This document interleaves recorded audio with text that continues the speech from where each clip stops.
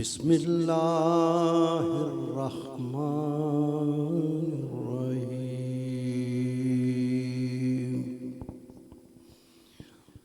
انا اعطیناک الکوثر فصل لربک وانحر ان شانئک هو الابتر صدق اللہ العظیم.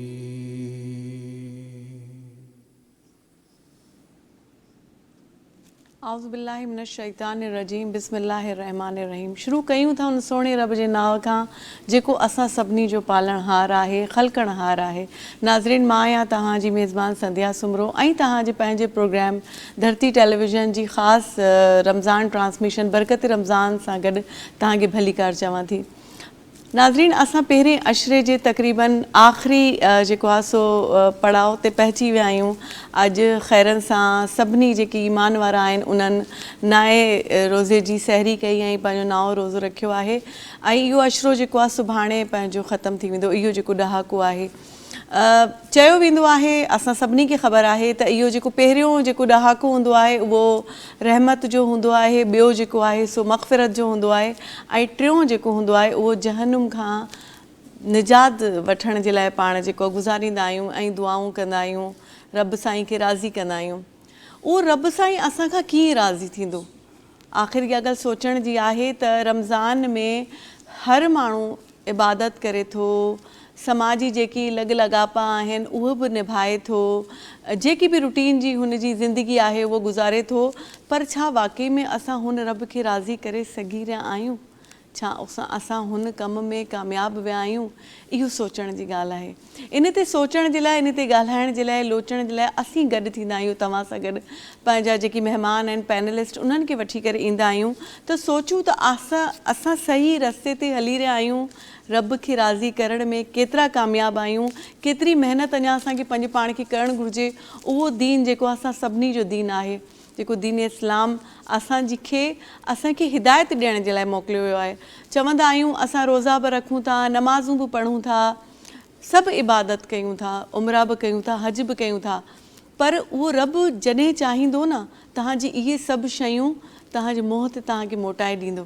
छाकाणि हुन वटि मख़लूक जी कमी कोन्हे. हुन वटि एतिरी त मख़लूक आहे जेकी मुख़्तलिफ़ पोज़ीशन्स में, के सजदे में आहिनि त के कयूद में आहिनि, के सुजूद में आहिनि, के रुकू में आहिनि, जेकी ॾींहुं राति हुन रब जी इबादत करे रहिया आहिनि. हुनखे असांजी इबादत जी एॾो चवंदा आहिनि त लाचार कोन्हे. इहो सभु असां पंहिंजे लाइ करे रहिया आहियूं.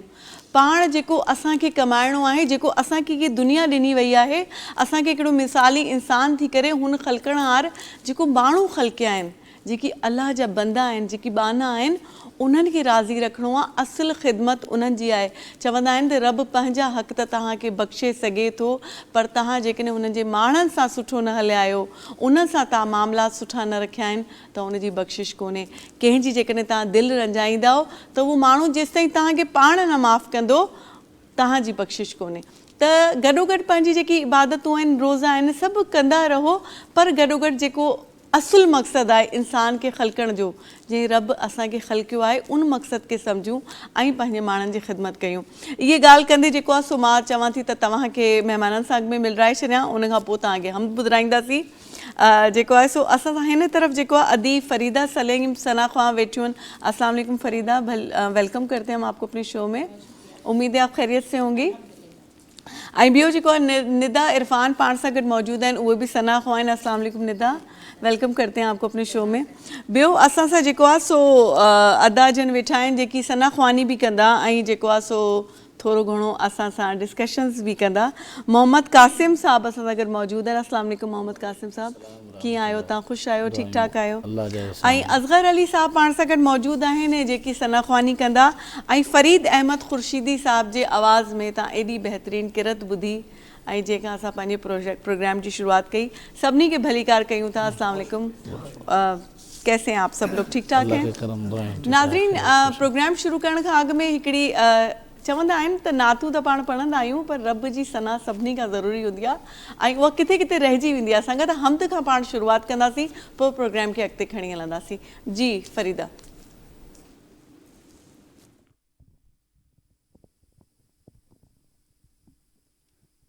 बिस्मिल्लाहिर्रहमानिर्रहीम। रब्बे कौनैन मेरे दिल की दुआएं सुन ले,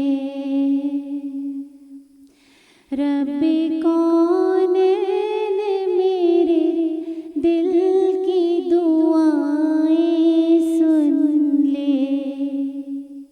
मैं हूँ बेचैन मेरे दिल की सदाएं सुन ले, रब्बे कौनैन मेरे दिल की दुआएं सुन ले।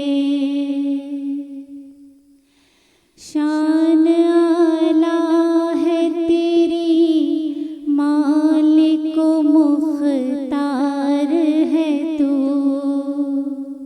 मुझको मालूम है दुनिया का मददगार है तू। मैं हूँ कमज़ोर मुझे दौलत ईमान दे दे, अपने महबूब की सच्ची मोहब्बत दे दे। मैं हूँ कमज़ोर मुझे दौलत ईमान दे दे, नूर इस्लाम का चेहरे पे नुमाया कर दे, रब्बे कौनैन मेरे दिल की दुआएं सुन ले, रब्बे कौनैन मेरे दिल की दुआएं सुन ले। मैं हूँ बेचैन मेरे दिल की सदाएं सुन ले, रब्बे कौनैन मेरे दिल की दुआएं सुन ले। आमीन सुमा आमीन। आमीन सुमा आमीन। माशाल्लाह बहुत खूब। और वाकई में जिस सोच से आपने कहा तो वो रब है, वो सुनने वाला है, वो किसी को भी वापस नहीं लौटाता। बेशक। अच्छा कासिम साहब, पाण जेको आहे सो इंट्रो में जेका मां ॻाल्हि पई कयां त रब खे असांजी नमाज़नि जी ज़रूरत आहे या जेको अमल हू दुनिया में जंहिं लाइ हुन असांखे मोकिलियो आहे, असुल में कहिड़ी शइ असांजे लाइ अहम आहे?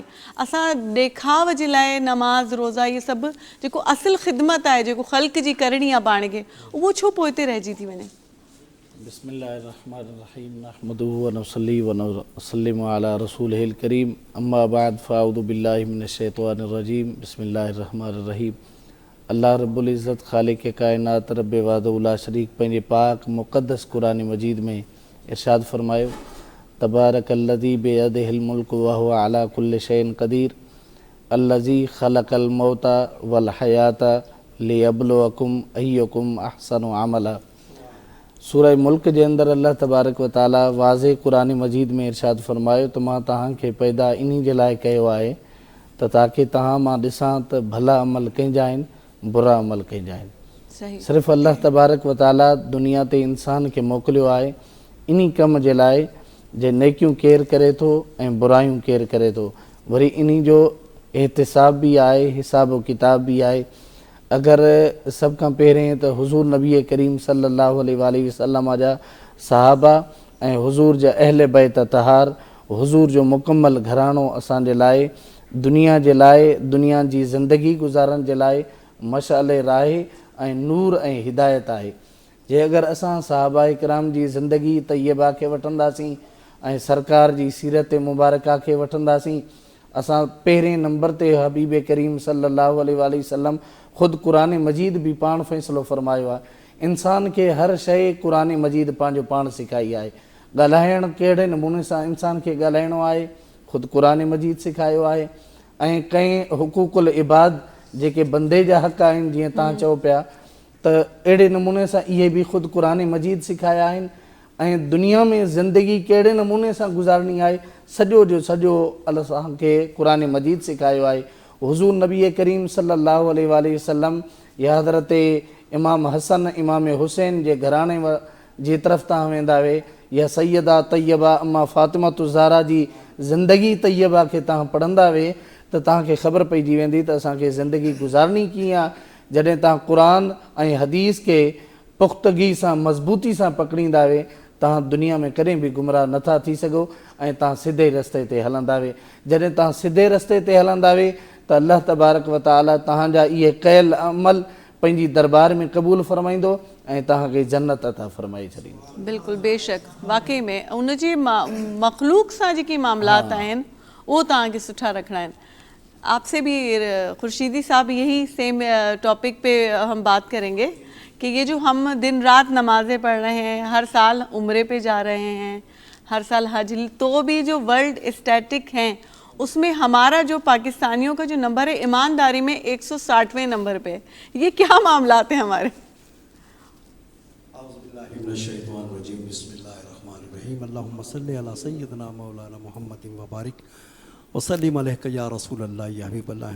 हम अल्हम्दुलिल्लाह यूँ तो बड़े अफजल और तरीन कहलाते हैं, इसलिए कि हम अल्लाह और अल्लाह के रसूल हज़रत मोहम्मद मुस्तफ़ा सल्लल्लाहु अलैहि वसल्लम के उम्मती हैं। अल्लाह की ख़ास करम नवाजी है कि उसने हमें अपने प्यारे हबीब हज़रत मोहम्मद मुस्तफ़ा सल्लल्लाहु अलैहि वसल्लम की उम्मत में पैदा फरमाया है। ये कितना बड़ा उसका एहसान अज़ीम है हमारे ऊपर, और हम इस पर जितना भी नाज करें, उस रब का जितना शुक्र अदा करें वो कम है। लेकिन बात ऐसी है कि हमारे अमल में और कौल में बहुत फ़र्क है। अगर हम दीन मोहम्मदी के मुताबिक अगर अपनी ज़िंदगी गुजारेंगे तो हमें कामयाबी इस दुनिया में भी मिलेगी और इंशाअल्लाह आखिरत में भी मिलेगी। सही।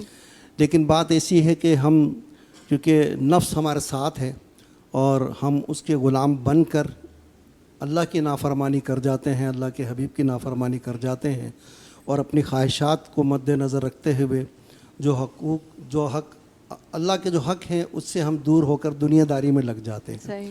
तो हमें ये चाहिए कि बाहैसियत मुसलमान, क्योंकि जैसे कि अब रमज़ान का महीना तमाम दिनों का सरदार महीना है, और इसकी रहमतें बरकतें इसकी हर साथ जिसको नसीब है वो बड़ा खुश नसीब है कि उसको माह रमज़ान मिला है, क्योंकि तमाम महीनों का सरदार महीना रमज़ान मुबारक है।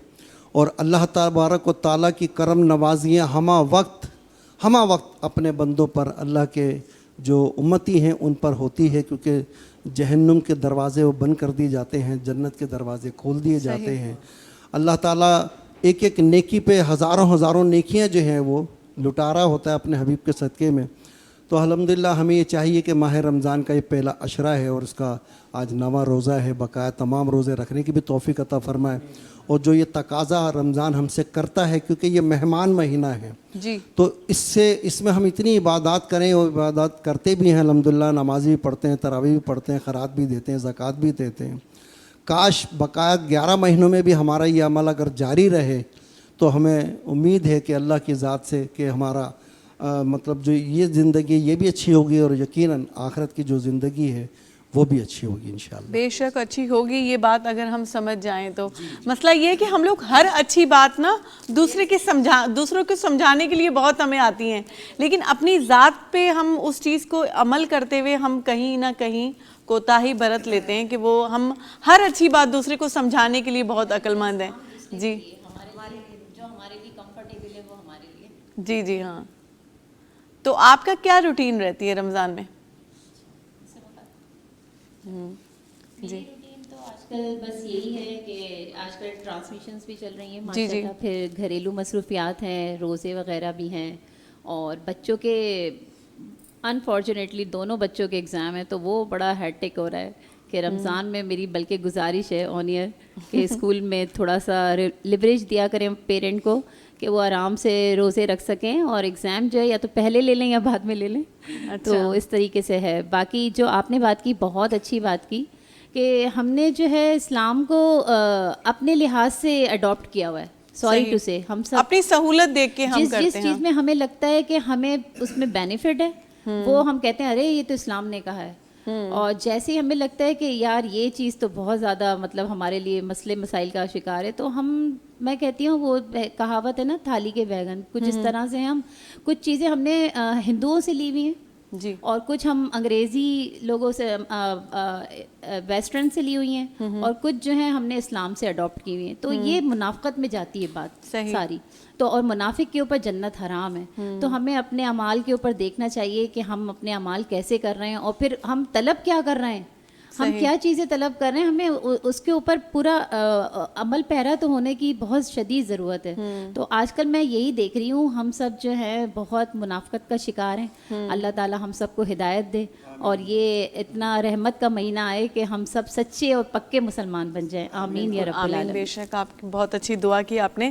لیکن رمضان گزرتے ہی ہم لوگ ایسے ہو جاتے ہیں کہ ہاں بالکل واپس سے وہی جو ہے نا رمضان کا مہینہ تھا جسے اللہ پاک نے ہمیں عبادت کے لیے بھیجا تھا. صحیح. آئندہ مہینوں میں نہ ہم نے, کیونکہ میں نے یقین جانے میں نے ایسا دیکھا ہے, آپ کو پتہ نہیں مائک لگا ہوئے نہیں, آپ اس مائک میں بات کیجئے. جی, یقین جانے میں نے ایسا دیکھا ہے کہ ابھی میسیجز چلیں گے اور ایک دوسرے سے میسیج پہ بات ہوگی کہ آپ کے کتنے قرآن پاک کمپلیٹ ہوئے. جی بالکل بالکل. ہاں یہ اب وہ سامنے والی کہے گی میں نے تو 2 کر لیے, صحیح, تیسرا کر لیا, صحیح, اور ایک کہے گی کہ بچے تو پڑھنے ہی نہیں دیتے, پہلا ہی پورا نہیں ہوا. تو مقصد صرف اتنا سا ہے کہ قرآن پاک کے اللہ پاک نے رمضان میں ہی کہا ہے کہ 2 پڑھو, 3 پڑھو, 4 پڑھو. جی, یہ پورے جو 11 مہینے تھے وہ صرف بند کرنے کے لیے رکھا ہے کہ نہیں اس میں ہم نے قرآن نہیں کھولنا, اس میں ہم نے نہیں پڑھنا, لیکن اس رمضان کے مہینے میں پورے 11 مہینوں کے قرآن پاک پڑھ لینے. صحیح ہے وہ بات. ایسا ہی ہے نا. تو اللہ تو عبادت کا مزہ جب ہی ہے جب اللہ کہتا ہے کہ بھلے ایک پیج پڑھو, صحیح, لیکن آپ اس کو سمجھ کے پڑھو کہ وہ ہم سے کہنا کیا چاہتا ہے بیسیکلی. اصل بات یہی ہے. جی قاسم صاحب तव्हां ॾे अचो त जेका ॻाल्हि हींअर थिए पई त रुगो हिकिड़ी मुक़ाबलेबाज़ी हली पवंदी आहे हिन महीने में. त माना तव्हां मूंखे ॿुधायो त मां 3 पुॼायां, 4 पुॼायां क़ुरान, मां तव्हांजे साम्हूं चवां त साईं मां त 7 पुॼाए वई आहियां. त मतिलबु छा इन करे क़ुरान शरीफ़ असांजे लाइ मुबारक अल्लाह तबारक व ताला क़ुरान मजीद जो एॾो मर्तबो ऐं शान मक़ाम हुज़ूर खे अता फ़रमायो त जेके पहिरें नबी सगोरा गुज़री विया अल्लाह तबारक व ताला तौरात नाज़िल फ़रमाई, इंजील नाज़िल फ़रमाई, ज़बूर नाज़िल फ़रमायो. उन्ही जो हिन टाइम ताईं ॾिसो त केरु माण्हू कोई हूंदो तज़किरो करे या करे न, त काफ़ी माण्हू अहिड़ा बि हूंदा जेके उन्ही जा नालनि खां बि वाक़िफ़ न आहिनि ऐं उन्हनि जे मुतालिक़ ॼाण बि कंहिंखे बि न आहे. लेकिन अल्लाह तबारक व ताला क़ुरान मजीद उहो किताबु आहे जेको तमामु किताबनि जो सरदार आहे. ऐं अल्लाह तबारक व ताला हबीब जेको पंहिंजो महबूब अता फ़रमायो ताईं असांखे, त उहो महबूब तमामु नबियनि जो सरदार अता फ़रमायो. ऐं अल्लाह तबारक व ताला पंहिंजे महबूब खे जेको किताब अता फ़रमायो, महबूब जे शान जे मुताबिक़ तमामु किताबनि जो सरदार अता फ़रमायो. वरी अल्लाह तबारक व ताला पंहिंजे महबूब जी ज़ात तय्यबा जे ख़ातिर में अल्लाह तबारक व ताला उम्मत जेकी पंहिंजे महबूब जे नाले कई, उहा उम्मत बि तमामु उम्मतुनि जी सरदार उम्मत आहे. लेकिन अल्लाह तबारक व ताला पंहिंजे महबूब जे ख़ातिर में तव्हां ॾिसो त अल्लाह ताला केॾियूं बरकतूं इनामात अता फ़रमाया आहिनि. हबीब करीम सल्लल्लाहु अलैहि वसल्लम खां पहिरें जेके बि उम्मती हूंदा हुया या ॿियनि नबियनि जा उम्मती हूंदा हुया, अगरि उहे बुरो फेल करे ना, अगरि ग़लति कमु करे ना, या त उन्हनि जी पेशानी ते उहो गुनाह लिखजी अचे हा, या शाम जो वापसि जॾहिं गुनाह करे पंहिंजे घर जी तरफ़ वापसि वञे हा, उन्हनि जे दरवाज़े जी चौडाहट ते उहो गुनाह लिखियलु हुजे हा, या उन्हनि जी उन टाइम में उन्हनि जी शक्ल मटिजी वञे हा, उन्हनि जी शक्ल तब्दील थी वञे हा. जे अॼु दुनिया जे अंदरि काफ़ी तादाद में तव्हां माण्हू ॾिसंदा हुए त उहे अगरि उहे गुनाहनि सां भरियल आहिनि, असांजो वार वार गुनाहनि सां भरियल आहे, त हिन टाइम ताईं अल्लाह तबारक व ताला पंहिंजे महबूब जे सदक़े में कंहिं बि बंदे जी शक्ल न मटाई आहे. त अल्लाह ताला फ़रमायो त ए मुंहिंजा हबीब, अल्लाह ताला क़ुरान मजीद में बि फ़रमायो ला उक़सिमु बिहाज़ल बलद, ए मुंहिंजा महबूब मूंखे तुंहिंजे शहर जी कसम आहे, ऐं इन जे लाइ मूंखे तुंहिंजे शहर जी कसम आहे जे तूं महबूब इन शहर में रहंदो आहीं. अल्लाह ताला पंहिंजे महबूब जी उम्मत जे मथां अज़ाब इन जे लाइ नाज़िल नथो फ़रमाए जे महबूब इन उम्मत में आहिनि मौजूद आहिनि जे अल्लाह ताला पंहिंजे महबूब जी उम्मत जे मथां अज़ाब नथो नाज़िल फरमाए। क़ुरान मजीद जे मुतालिक़ तव्हां पुछा कई, क़ुरान मजीद जे लाइ हदीस तैयबा में बि आहे। वैसे त रमज़ानुल मुबारक जूं एॾियूं वॾो मक़ाम आहे, एॾियूं वॾियूं बरकतूं आहिनि जे आम ॾियारनि में हुज़ूर फरमायो त मुंहिंजी उम्मत खे रमज़ान जे महीने जी फज़ीलत जी ख़बर पइजी वञे जे रमज़ान जो शान केॾो वॾो आहे त मुंहिंजे उम्मती अल्लाह जी दरबार में दुआ कंदा त अल्लाह असांजी सॼी ज़िंदगी रमज़ानुल मुबारक साईं इन ॻाल्हि खे हितां ई कंटिन्यू कंदासीं। ठीकु आहे, ब्रेक जी टाइम थी वई आहे। हलूं था नाज़रीन, नंढी साई वठूं था, साई खां पोइ तव्हां सां गॾु हूंदासीं बरकत रमज़ान में। तव्हां काॾे बि न वञिजो।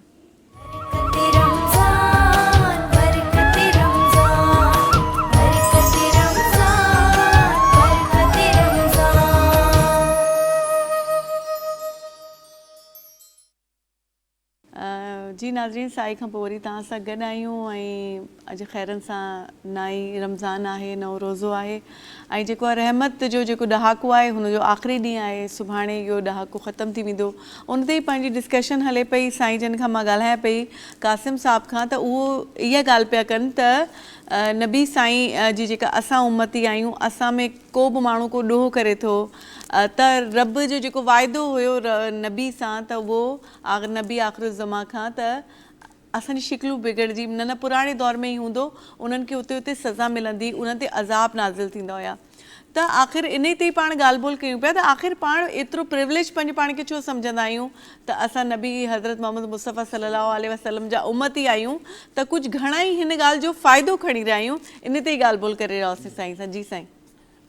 जीअं त हुज़ूर नबी करीम सल्लल्लाहु अलैहि वसल्लम महबूब त अल्लाह तबारक व ताला ताईं असांखे जेको अता फ़रमायो बेमिसल बेमिसाल अता फ़रमायो, लेकिन अल्लाह तबारक व ताला पंहिंजे आका जे सदक़े में महबूब जे सदक़े में ताईं असांजे मथां एहसान अज़ीम बि वॾा फ़रमाया। हिकु मरतबा तमामु हिकिड़ो बहितरीनु वाक़ियो आहे, मां उहो अव्हांजी नाज़रीन जेके बि धरती टीवी टेलीविज़न खे नाज़रीन ॾिसी रहिया आहिनि ऐं उन्हनि जे साम्हूं पेश कयां पियो त हज़रत मूसा अलैहिस्सलाम अल्लाह तबारक व ताला सां कोहे तूर ते वञी करे हम कलाम थींदो हुयो, गुफ़्तगू कंदो हुयो। त अल्लाह तबारक व ताला सां जॾहिं हम कलाम थियण खां पहिरें मूसा अलैहिस्सलाम आरज़ू कई त रब्बुल आलमीन रब आरिनी पंहिंजो दीदार करा। अल्लाह तबारक व ताला जवाबु इरशाद फ़रमायो लन तरानी, ए मूसा तूं मूंखे हरगिज़ कॾहिं बि कोन ॾिसी सघंदे। बार बार मूसा अलैहिस्सलाम इसरार फ़रमायो, रब जी दरबार में अर्ज़ु कयईं रब्बुल आलमीन मूंखे पंहिंजो दीदार फ़रमा। रब ताला फ़रमायो त अगरि तोखे मुंहिंजो दीदार करिणो आहे फलानी जबल ते तूं अचिजांइ, मां उन जबल जे मथां पंहिंजी हिकिड़ी तजल्ली नाज़िल कंदोमांइ। अगरि तूं मुंहिंजी उन तजल्ली खे बर्दाश्त करे वहीं त मां तोखे पंहिंजो दीदार कराईंदोमांइ। जॾहिं मूसा अलैहिस्सलाम कोहे तूर जबल जे मथां वञी करे रब जे दीदार जे लाइ विया त अल्लाह तबारक व ताला उन कोहे तूर जबल जे मथां पंहिंजी नूर वारी तजल्ली नाज़िल फ़रमाई। मूसा अलैहिस्सलाम कई ॾिहाड़ा बेहोश रहिया ऐं उहो पहाड़ बि जली करे रेज़ा रेज़ा थी करे ख़तमु थी वियो। इन खां बाद में मूसा अलैहिस्सलाम जॾहिं पंहिंजे जल्दी जल्दी होश में आया ऐं पंहिंजे घर जी तरफ़ वापसि मोटण लॻा, जॾहिं घर जी तरफ़ अचणु लॻा त अल्लाह तबारक व ताला फ़रमायो काॾे वञी रहियो आहीं मूसा अलैहिस्सलाम? अर्ज़ु कई रब्बुल आलमीन मां तुंहिंजो दीदार कयो आहियां। अल्लाह ताला जी हमदो सना बयानु कई मूसा अलैहिस्सलाम। अल्लाह तबारक व ताला फ़रमायो त हाणे पहिरें वारो तूं मूसा न रहियो आहे, हाणे तूं मां रब जी तजल्ली जो दीदार कयो आहे, हाणे तूं मूसा तुंहिंजो उहो मक़ाम न आहे, हाणे तुंहिंजो मक़ाम अञा ई बुलंद थी वियो आहे, अञा ई मथां थी वियो आहे। मूसा अलैहिस्सलाम खे अल्लाह तबारक व ताला फ़रमायो त हाणे जेको माण्हू तोखे बि ॾिसंदो न उहो बि बेहोश थी वेंदो, उहो बि कोन रहंदो, लेकिन हाणे ईअं कर तूं पंहिंजे चहिरे खे कंहिं नक़ाब सां ढके करे वञ, ओढ़े करे वञ जीअं तोखे केर बि न ॾिसी सघे। मूसा अलैहिस्सलाम जेका मां ॻाल्हि करण वारो आहियां, मुंहिंजो मक़सदु अञा बि अॻिते आहे।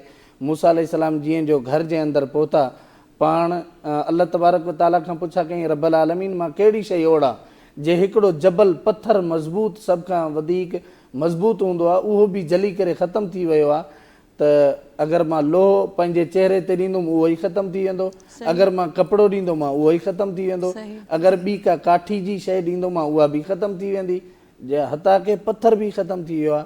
अल्लाह तबारक व ताला फ़रमायो मूसा अलैहिस्सलाम तुंहिंजे कुल्हे जे मथां हिकिड़ी चादर आहे, इन चादर जो उहो मक़ाम आहे जंहिं मुंहिंजी तजल्ली जो दीदार कयो आहे।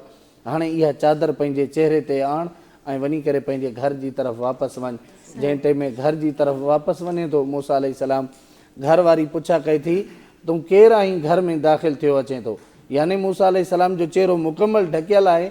ऐं मूसा अलैहिस्सलाम जवाबु फरमायो त मां तुंहिंजो मुड़ुसु आहियां। मूसा अलैहिस्सलाम पाण फरमायूं त मुड़ुसु घरवारी खां बि पर्दो कंदो आहे, तूं पर्दो कयूं करे अचे थो, दाख़िल थिए थो।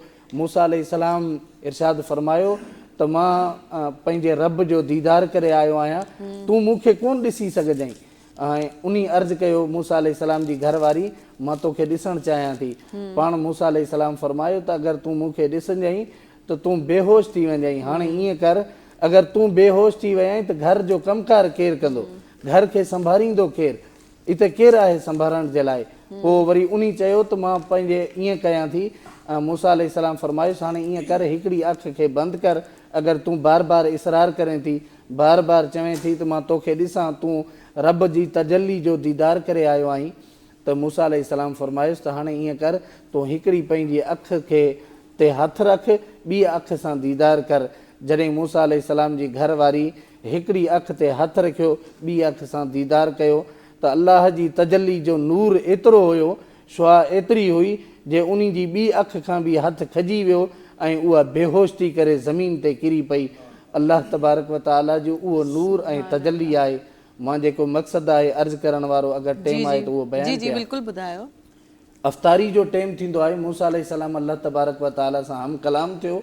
कलाम कंदे करे अलाह तबारक व ताला खां पुछा कई, रब्बल आलमीन मां तुंहिंजो दीदार कंदो आहियां, छा मूंखां बि वधीक मक़ाम ऐं मर्तबे वारा कोई अहिड़ा माण्हू हूंदा जेके मूंखां बि वधीक उन्हनि जो शान हुजे, या मूंखां बि वधीक तूं उन्हनि जे क़रीब हुजे, उन्हनि जे वेझो हुजे।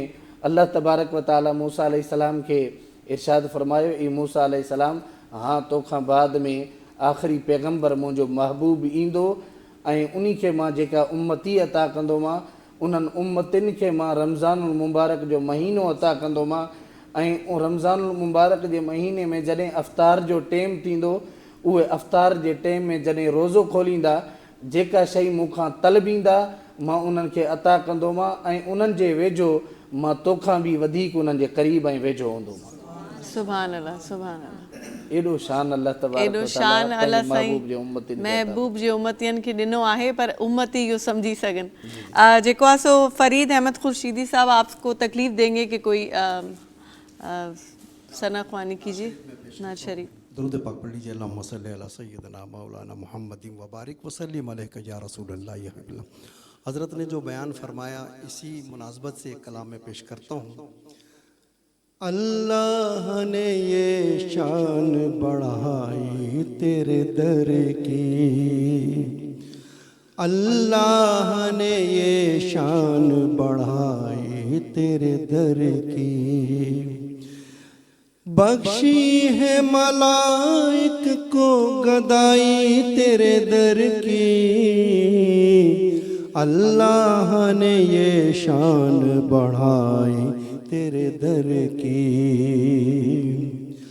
पाने को तो खुर्शीद कमर चरख ने पाया, पाने को तो खुर्शीद कमर चरख ने पाया, क्या पाया गर खाक न पाई तेरे दर की, क्या पाया गर खाक न पाई तेरे दर की, अल्लाह ने ये शान बढ़ाई तेरे दर की। हूरों ने मलाइक ने, हूरों ने मलाइक ने कमर ने चरख ने, क्या पाया गर खाक न पाई तेरे दर की, अल्लाह ने ये शान बढ़ाई तेरे दर की। ले जाएगी एक रोज उड़ा कर तेरे दर पर, ले जाएगी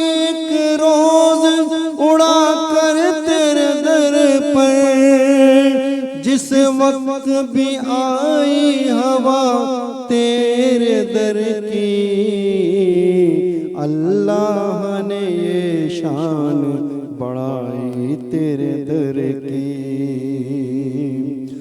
محشر بھی اس شان سے جاؤں گا منور، محشر بھی اس شان سے جاؤں گا منور، رکھے ہوئے کاندھے پہ چٹائی تیرے در کی، اللہ نے یہ شان بڑھائی تیرے در کی، بخشی ہے ملائک کو گدائی تیرے در کی، اللہ نے یہ شان بڑھائی تیرے در کی۔ ماشاءاللہ ماشاءاللہ، بہت خوب۔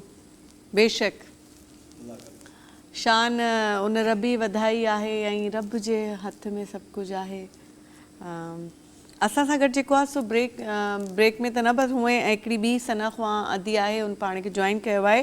शाहीन फिरदौस साहिबा पाण सां गॾु आहे। अस्सलाम वालेकुम, वेलकम करते हैं आपको अपनी शो में। कैसी हैं आप? ठीक ठाक जी।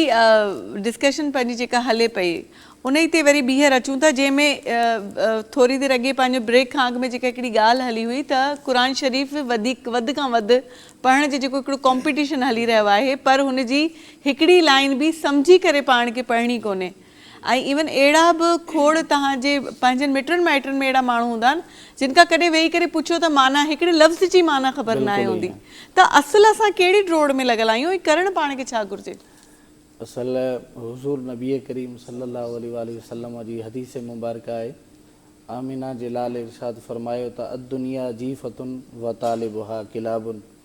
पाण करीमन फरमायो त दुनिया हिकु ढूंढ आहे ऐं उन खे तलब करण वारा कुता आहिनि। ऐं अक्सर तौर ते असांजी दिलनि ते जेको आहे ज़ंग चढ़ी वियो आहे ऐं असां दीन जे पासे रुझान न आहे।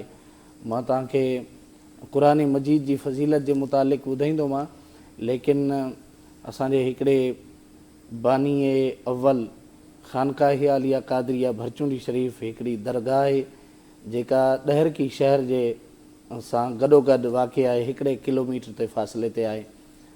उनखां सैयदुल आरिफ़ीन हुज़ूर हाफ़िज़ुल मिल्लत हाफ़िज़ मोहम्मद सिद्दीक़ रहमतुल्लाह अलैहि पाण इब्तिदा खां वठी करे सवनि ऐं लखनि जी तादाद में हाफ़िज़ क़ुरान बणायऊं।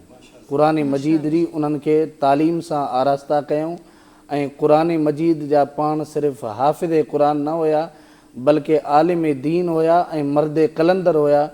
पंहिंजी हिकिड़ी हिकिड़ी निगाह सां अल्लाह जा कामिल वली गौस कुतुब अब्दाल बणाए छॾियऊं।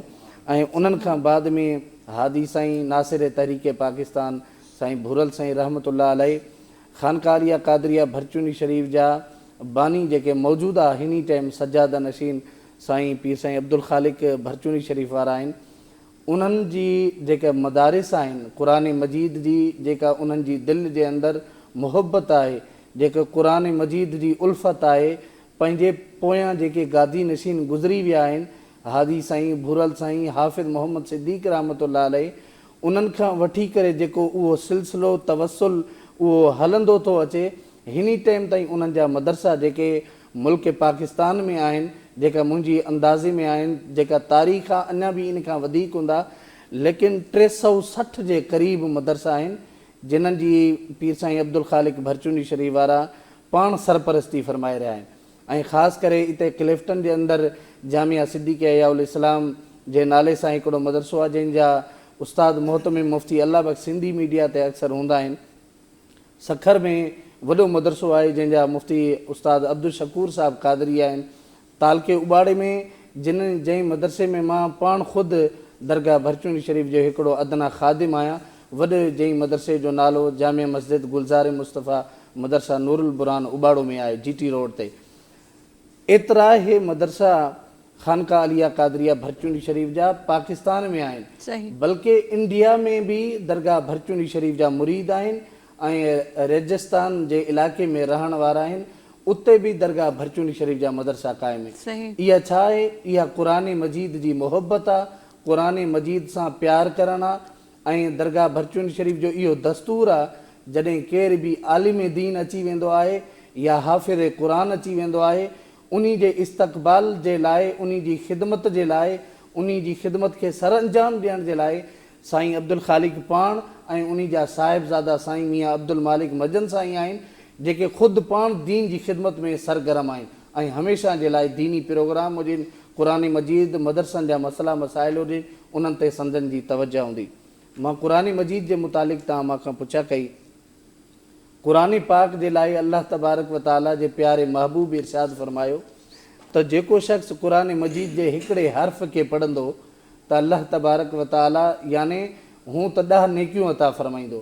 रमज़ानुल मुबारक जो महीनो उहो महीनो आहे, मां त नाज़रीन जेके बि धरती टीवी जे टेलीविज़न खे ॾिसी रहिया आहिनि ऐं साम्हूं ॿुधी बि रहिया आहिनि, मां उन्हनि खे हिकिड़ी ॻाल्हि अर्ज़ु कंदोमांव त रमज़ानुल मुबारक खां अलावा क़ुरान मजीद जो हर्फ़ आहिनि अलिफ लाम मीम, यानी अलिफ अलॻि आहे, लाम अलॻि आहे, मीम अलॻि आहे। साईं हिते ॻाल्हि खे कटियां थी, साईं वठूं था पाण ऐं फरीद अहमद खुर्शीदी साहब, आप हमें अब इसके बाद नहीं होंगे हमारे साथ, तो आपका बहुत बहुत शुक्रिया। ठीक है जी नाज़रीन, वठूं था नंढी साई खां पोइ वरी तव्हां सां गॾु हूंदासीं बरकत रमज़ान में।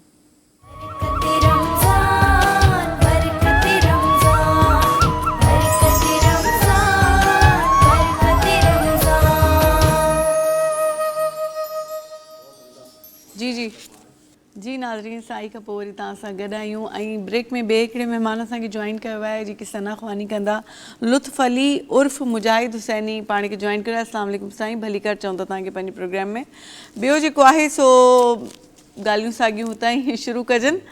तव्हां का ॻाल्हि कयो पिया ऐं मूं तव्हांखे उते ई कट कयो हुयो, त हुतां ॻाल्हि कंटिन्यू कंदासीं। क़ुरान मजीद जे पढ़ण जे हवाले सां मां तव्हांखे अर्ज़ु पई कयो, क़ुरान मजीद जो हिकिड़ो हिकिड़ो हर्फ़ जे पढ़ण सां तव्हां सामीन जेके बि आहिनि त ज़ाहिर ॻाल्हि आहे, जे अगरि हाफ़िज़ क़ुरान हुजे ऐं उहो बीह करे मुसले ते नमाज़ तरावियूं पढ़ाए थो त हिकिड़ी राति में उहे केतिरा हर्फ़ पढ़ी वेंदो हूंदो, उन जूं त नेकियूं एतिरियूं थी वेंदियूं जो माण्हू अंदाज़ो ई नथो लॻाए सघे। हदीस मुबारका में आहे, जेको शख़्स क़ुरान मजीद जे हिकिड़े हर्फ़ खे पढ़ंदो आहे, यानी अलिफ अलॻि आहे, लाम अलॻि, मीम अलॻि, इन हिकिड़े हर्फ़ खे पढ़ंदो त उन जे लाइ 10 नेकियूं अल्लाह तबारक व ताला उन बंदे खे अता फरमाईंदो आहे। अगरि क़ुरान मजीद जी बार बार उहो तिलावत पंहिंजे मामूल बणाए छॾींदो त सूरह यासीन सुबुह जो माण्हू के पढ़ंदा आहिनि, के कोन बि पढ़ंदा आहिनि, के वरी काफ़ी तादाद में क़ुरान मजीद खे ॿारहड़ी जे इलाइक़े में, अॼु उमूमन शहर में बि अहिड़ी मसरूफ़ियात थी वई आहे, कई इलाइक़नि में ॿारहड़ी में अॼु बि ज़िक्र इलाही बि हूंदो आहे, कंहिं ॻोठ खां गुज़र थींदो त उन ॻोठ वारनि मां घर में अहिड़ा माण्हू हूंदा जेका सुबुह जे टाइम में क़ुरान मजीद जी तिलावत जे पढ़ण जो आवाज़ु ईंदो आहे ऐं राति जे टाइम में ज़िक्र करण जो आवाज़ु ईंदो आहे। यानी उहे माण्हू अंदरि घर में जेके फ़र्द मौजूदु हूंदा आहिनि उहे अल्लाह तबारक व ताला जो ज़िक्र करे रहिया हूंदा आहिनि। कोई अहिड़ा हूंदा आहिनि जेके बसि ख़ासि बरकत जे लाइ क़ुरान मजीद खे अलमारी में रखी छॾींदा आहिनि, बसि क़ुरान मजीद भई या दुकानु आहे उते पियो आहे या को शॉप वग़ैरह आहे उते रखियल आहे क़ुरान मजीद, बसि क़ुरान मजीद बरकत जे लाइ पयल आहे, बाक़ी क़ुरान मजीद खे खोलणो न आहे। सिर्फ़ु असांखे क़ुरान मजीद खे बार बार पढ़णो आहे ऐं पढ़ी करे वरी सम्झणो आहे। हूं त क़ुरान मजीद जूं काफ़ी नेकियूं आहिनि, काफ़ी सवाबु आहे, लेकिन रमज़ानुल मुबारक में हुज़ूर नबी करीम सल्लल्लाहु अलैहि वसल्लम इरशाद फरमायो त अल्लाह तबारक व ताला हर शइ खे डबल फरमाईंदो आहे। यानी जे अगरि माण्हू नफ़िल पढ़ंदो त अल्लाह तबारक व ताला उन खे फ़र्ज़ पढ़ण जेतिरो सवाब अता फरमाईंदो आहे। जे अगरि माण्हू फ़र्ज़ पढ़ंदो त अल्लाह तबारक व ताला उन बंदे खे 70 मरतबा फ़र्ज़ पढ़ण जेतिरो सवाब अता फरमाईंदो आहे। हाणे क़ुरान मजीद पढ़ण जेतिरो एतिरो सवाब ऐं नमाज़ पढ़ण जो वरी नफ़िल अगरि पढ़ंदो त फ़र्ज़ पढ़ण जेतिरो सवाब, अगरि क़ुरान मजीद पढ़ंदो त अल्लाह तबारक व ताला उन बंदे खे डबल उन जो सवाब ऐं नेकियूं अता फरमाईंदो आहे।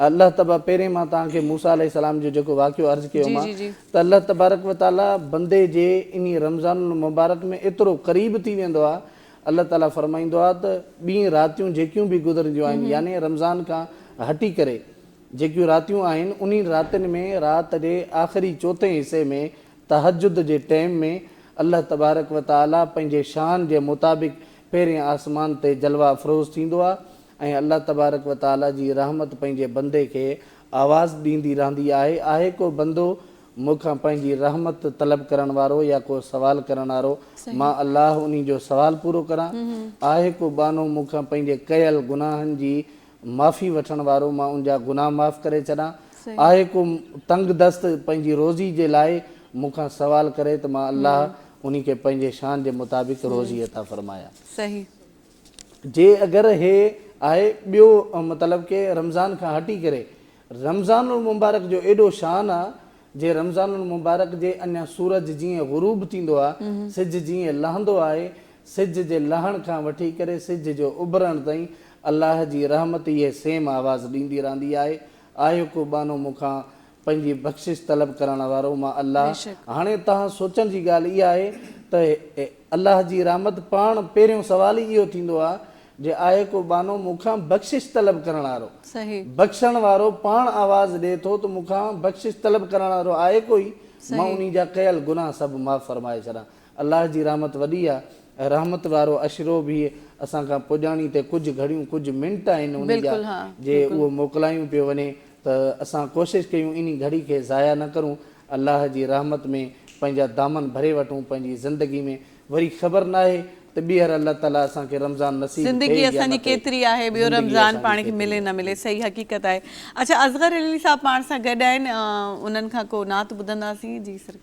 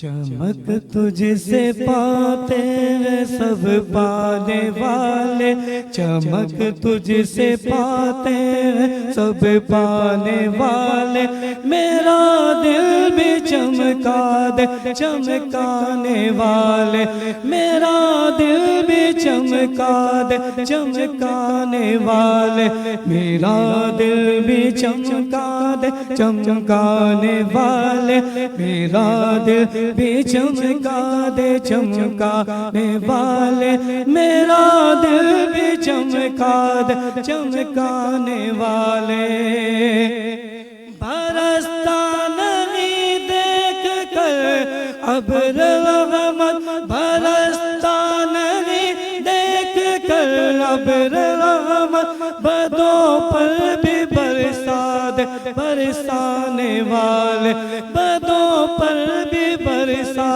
बरसाने वाले मेरा दिल भी चमका दे चमकाने वाले मेरा दिल भी चमका दे चमकाने वाले तेरा खाए तेरे गुलामों से उलझे तेरा खाए तेरे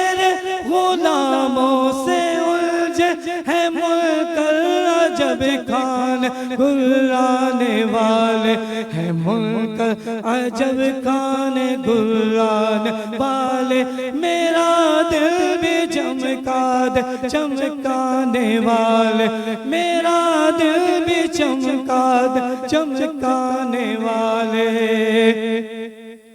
میں مجرم ہوں آقا مجھے ساتھ لے لو میں مجرم ہوں آقا مجھے ساتھ لے لو کہ راستے میں جا بجا تھانے والے کہ راستے میں جا بجا تھانے والے میرا دل بھی چمکا دے چمکانے والے میرا دل بھی چمکا دے چمکانے والے تو زندہ ہے واللہ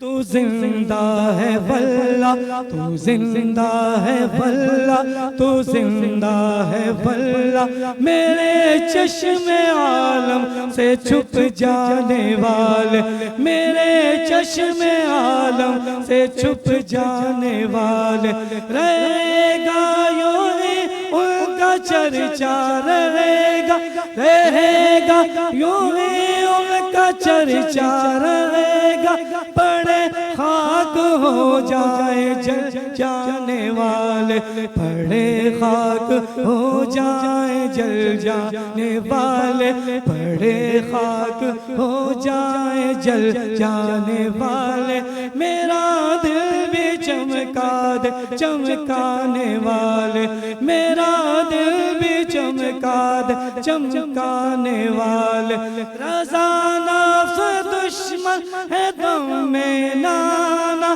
رضا نفس دشمن ہے دم میں نانا کہاں تم نے دیکھے ہیں چندرانے والے کہاں تم نے دیکھے ہیں چندرانے والے کہاں تم نے دیکھے چندرانے والے میرا دل بھی چمکا دے چمکانے والے چمک تجھ سے پاتے ہیں سب پانے والے چمک تجھ سے پاتے ہیں سب پانے والے میرا دل بھی چمکا دے چمکانے والے ماشاءاللہ سبحان اللہ بہت خوب میرا دل بھی چمکا دے چمکانے والے کیے دل کے چمکائے جے بھلا دل تڏहिं چمڪندو جڏहिं اللہ تبارک و تعالیٰ जेके अहकामात इरशाद फरमाया आहिनि बंदे जे ज़िम्मे में आया आहिनि त उन्हनि ते पाबंदी करणु ऐं क़ुरान मजीद में आयत बि आहे वयअमुरून बिल मारूफ़ वयनहौन अनिल मुनकर जॾहिं तव्हांखे भलाई जे लाइ हुकुम ॾिनो वञे जंहिं शइ जे लाइ तव्हांखे हुकुम ॾिनो वञे उहा शइ तव्हां करो जंहिं शइ खां तव्हांखे मना कयो वञे उन शइ खां तव्हां रुकिजी वञो सही त ज़ाहिर ॻाल्हि आहे जॾहिं अल्लाह तबारक व ताला उलमा किताबुनि जे अंदरि फरमाईंदा आहिनि त अगरि बंदो पंहिंजे रब सां कलाम करणु चाहे थो अगरि चाहे त मां अलाह सां हम कलाम थियां ॻाल्हायां गुफ़्तगू कयां त उन खे घुरिजे त क़ुरान मजीद जी तिलावत कंदो रहे क़ुरान मजीद खे पढ़ंदो रहे जॾहिं इंसानु क़ुरान मजीद खे पढ़ंदो रहंदो जेके अल्लाह तबारक व ताला हुकुम बयानु फरमाया आहिनि जेके नबी पाक सल्लल्लाहु अलैहि वसल्लम हुकुम फरमाया आहिनि जेके औलिया अल्लाहन सल्फ़ सालिहीन सहाबा अहले बैत तहार जे घराणे जी सीरत ते अमल कंदो ऐं उन्हनि खां हटी करे को बि कमु न कंदो त मां सम्झां थो त आला हज़रत अज़ीमुल बरकत जो जेको अशाह अहमद रज़ा ख़ान फाज़िल बरेलवी रहमतुल्लाह अलैहि जो अॼु कलाम पढ़ियो त उन जो वाक़ई ईअं दिलि चमकिजी वेंदो यानी उन खे ॿिए कंहिंजी दुनिया जी अंदरि मोहबत न हुजे औलाद जी मोहबत खां हटी पीउ माउ जी मोहबत खे छॾे करे औलाद घर वारनि जी मोहबत खे छॾे करे हुज़ूर नबी करीम सल्लल्लाहु अलैहि वसल्लम सां पंहिंजो रिश्तो ऐं ताल्लुक़ मज़बूत जोड़े छॾे उनजो दिलि बिल्कुलु चमकिजी वेंदो ऐं दिलि चमकिजी वेंदो त चहिरो पंहिंजो पाण चमकिजी वेंदो बिल्कुलु हक़ीक़त आहे अच्छा असां सां जेको आहे सो अदी ॿी जेको ब्रेक में पाण खे जॉइन कयो अदी शाहीन फिरदौस साहिबा खां जेको आहे सो कुनात ॿुधंदासीं जी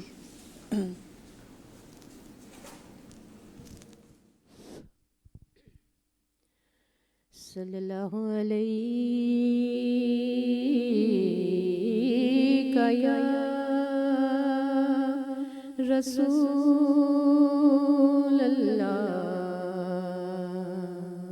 وسلم علیک یا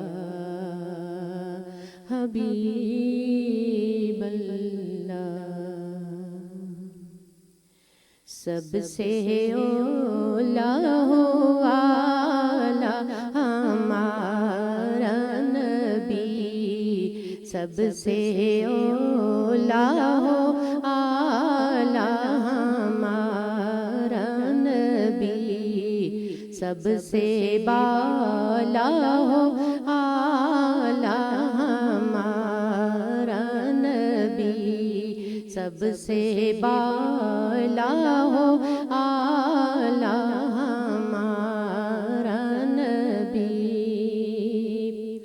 دونوں عالم کا دھولا ہمارا نبی دونوں عالم کا دھولا ہمارا نبی اپنے مولا کا پیارا ہمارا نبی اپنے مولا کا پیارا ہمارا نبی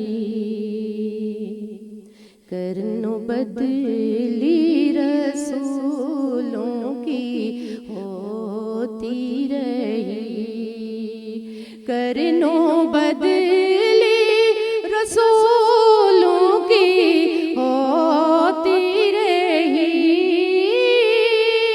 کرنو بدلی رسولوں کی ہوتی رہی پر نہ بدلے نہ بدلا ہمارا نبی پر نہ بدلے نہ بدلا ہمارا نبی سب سے اولا ہو آلہ ہمارا نبی سب سے بالا ہو آلہ ہمارا نبی بڑی امید ہے سرکار قدموں میں بلائیں گے بڑی امید ہے سرکار قدموں میں بلائیں گے کرم کی جب نظر ہوگی مدینے ہم بھی جائیں گے کرم کی جب نظر ہوگی مدینے ہم بھی جائیں گے قسم اللہ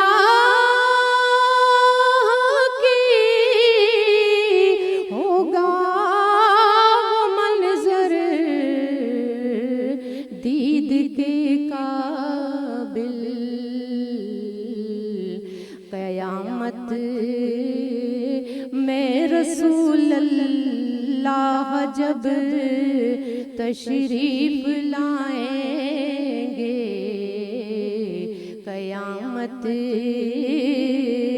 میں رسول اللہ جب تشریف لائیں گے کرم کی جب نظر ہوگی مدینے ہم بھی جائیں گے سبحان اللہ माशाल्लाह माशाल्लाह जी। नाज़रीन नंढी साई वठूं था, साई खां पोइ वरी तव्हां सां गॾु हूंदासीं बरकत रमज़ान में, काॾे बि न वञो।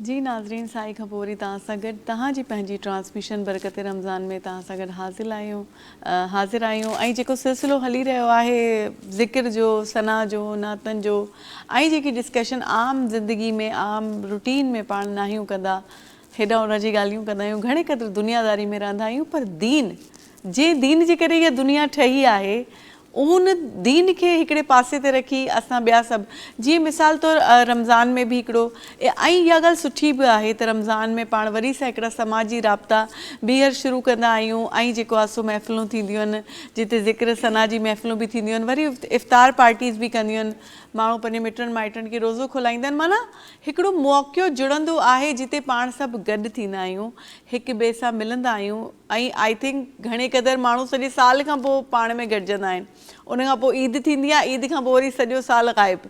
त इहो जेको असांजी प्रैक्टिस आहे, माना इहो जे रमज़ान में जेको पाण हिक ॿिए सां मिलूं था या हाल अहिवाल पुछूं था या खणी नेकी कयूं था या खणी कुझु ॾियूं था तोहफ़े जी सूरत में या मदद जी सूरत में, त उहो जेका प्रैक्टिस आहे पंहिंजी सॼो साल छो न आहे रहंदी। पाण इहो सभु कुझु हिकिड़े पासे ते विसारे छो वेही रहंदा आहियूं ऐं पंहिंजे मिटनि माइटनि खे इग्नोर करे असां ॿी दुनियादारी में रहंदा आहियूं।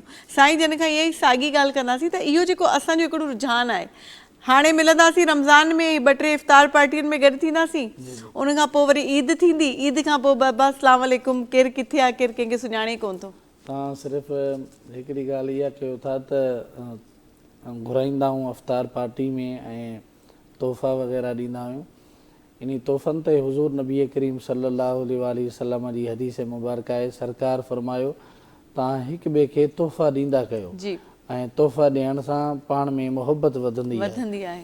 ऐं वरी तव्हां ॿुधायो वियो त असां उन इफ़्तार पार्टी ते ई गॾु थींदा आहियूं, सॼो साल गॾु न थींदा आहियूं, त इहा बि वॾी ॻाल्हि आहे, एज़ाज़ जी ॻाल्हि आहे। किथे किथे ईअं आहे अफ़्तारी में गॾु थींदा आहिनि या किथे ख़ानदाननि में ईअं बि अॼु बि रिवायतूं मौजूदु आहिनि जे हिकिड़ो दस्तरख़ान लॻंदो आहे, उन 4 घर वारा माण्हू आहिनि या ॻोठ वारा माण्हू आहिनि, उन हिकिड़े दस्तरख़ान ते वेही करे इफ़्तारी कंदा आहिनि ऐं नमाज़ तरावी पढ़ंदा आहिनि या 5 वक़्त जी नमाज़ पाबंदी सां पढ़ंदा आहिनि।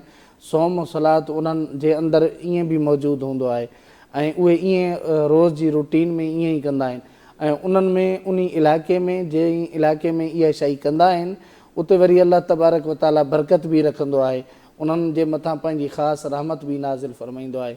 ऐं ॿियो तव्हां पुछा कयो पिया त साल में जेको आहे ॿुधायो पिया गॾिजी करे वेंदा आहियूं, ऐं हे त किथे किथे साल वेंदा आहिनि, किथे किथे त वरी उमिरि भर न वेंदा आहिनि ऐं किथे उन्हनि माण्हुनि जी चाहे रिश्तेदार हुजनि या ॿिया बि माण्हू हुजनि, उन्हनि जूं सिर्फ़ु जनाज़नि में ई मुलाक़ातूं थींदियूं आहिनि ऐं जनाज़ उन इतलाह जी ख़बर पवंदी उन्हनि खे त फ़लां तुंहिंजो रिश्तेदार, ऐं एॾी नाराज़गी जो आलम हूंदो आहे उन्हनि जो पाण में, एॾा हसद ऐं साड़ जी वजह सां उहे पाण में हिक ॿिए सां गुफ़्तगू न आहिनि कंदा, बल्कि हिकिड़े पाण में रिश्तेदारनि खे या माइटनि खे हिकु ॾिसण बि पसंदि न कंदा आहिनि ऐं उनजो नालो ॿुधणु, उनजो ज़िक्र करण बि उहो बि महफ़िल में बर्दाश्त न कंदा आहिनि त इन फलाणे माण्हू सां मुंहिंजी एतिरी दुश्मनी आहे जे इन माण्हू जो अगरि ज़िक्र करे त तूं हितां बि उते वञ ऐं तूं बि वेहण जे क़ाबिल न आहे।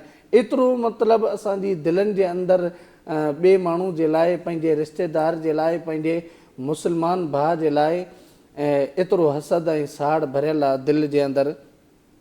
इस्लाम असांखे अख़ुवत ऐं भाईचारे जो दर्स ॾींदो आहे, ज़ात पात ते न आहे, केर बि कहिड़ी ज़ात सां वास्तो रखंदो आहे, अगरि मुस्लमान आहे मतिलबु उहो असांजो भाउ आहे। हुज़ूर जी हदीस मुबारक आहे, सरकार फरमायो त तव्हां मुंहिंजा कामिल मुस्लमान त हर को नाले जो त हर कोई सदाए ढोंग रचायल आहे त मां मुस्लमान जो दावा कयां थो, मां वॾो मुस्लमान आहियां, मां हीअं आहियां। सरकार जी हदीस मुबारक आहे, हुज़ूर फरमायो त तव्हां मुंहिंजा कामिल मुस्लमान उहो आहे जंहिंजे हथ ऐं ज़ुबान खां ॿियो मुस्लमान महफ़ूज़ हुजे ऐं तव्हांजे हथ ऐं ज़ुबान खां सां ॿिए कंहिं बि मुस्लमान खे तकलीफ़ न पहुचे। जॾहिं तव्हांजे हथ ऐं ज़ुबान खां ॿिए कंहिंखे तकलीफ़ न पहुती सम्झी वञो त तव्हां कामिल मुस्लमान आहियो। ऐं सरकार जी ॿी हदीस मुबारक आहे, हुज़ूर नबी करीम सल्लल्लाहु अलैहि वसल्लम जन इरशाद फरमायो त तव्हां जॾहिं ज़िंदा आहियो तव्हांजा जनाज़ा गवाही ॾींदा त तव्हां जन्नती आहियो या जहन्नमी आहियो। पोइ हिकिड़ो जनाज़ो हुज़ूर नबी करीम सल्लल्लाहु अलैहि वसल्लम जे साम्हूं गुज़रियो, हुज़ूर फरमायो त वाजबत लहू, इन्ही जे मथां वाजिब थी वई। वरी कुझु देरि खां बाद में वरी ॿियो जनाज़ो आयो, सरकार फरमायो इन्ही जे मथां बि वाजिब थी वई। पुछा कई वई या रसूल अल्लाह सल्लल्लाहु अलैहि वसल्लम, साहबा पुछा कई आमिना जा लाल अल्लाह जा हबीब, पहिरियों जनाज़ो वियो तव्हां फरमायो वाजबत लहू, ॿियों जनाज़ो वियो तव्हां फरमायो वाजबत लहू, ॿिन्हिनि जे लाइ तव्हां चयो वाजिब थी वई। हुज़ूर नबी करीम सल्लल्लाहु अलैहि वसल्लम जन इरशाद फरमायो त जेको पहिरियों जनाज़ो वियो इन्ही जनाज़े जे पोयां चवंदा विया त ॾाढो भलो हुयो, सुठो हुयो, पाड़े वारनि जो ख़्यालु कंदो हुयो, मिसकिन जो ख़्यालु कंदो हुयो, असांजे ॾुख दर्द में हमदर्द माण्हू हुयो, इन्ही जे वेह खां बाद में असांजी केरु फेवर कंदो, केरु केयर कंदो, केरु देखभाली कंदो। सरकार फरमायो उन्ही जे लाइ जन्नत वाजिब थी वई आहे।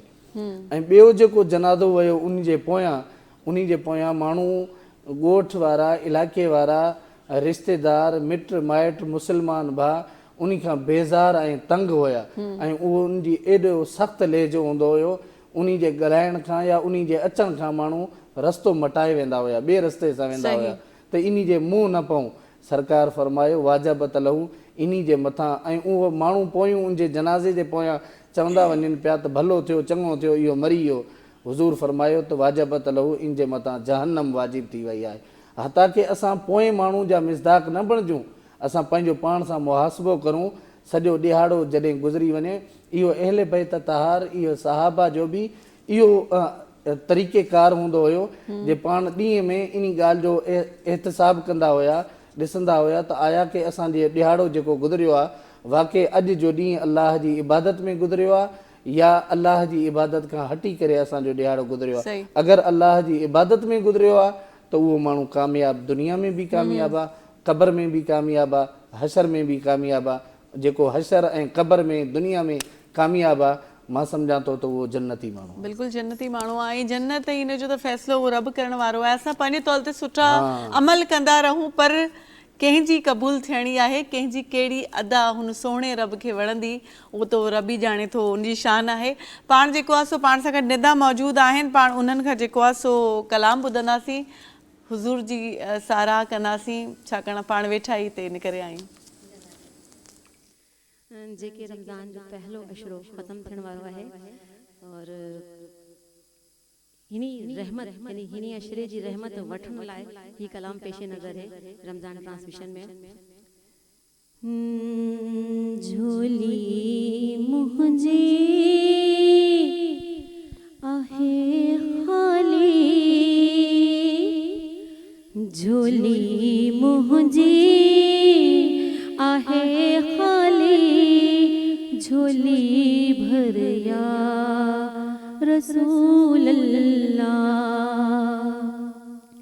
ना है ताकत मुँह में माली, ना है ताकत मुँह में माली, सिघोवर या रसूल अल्लाह।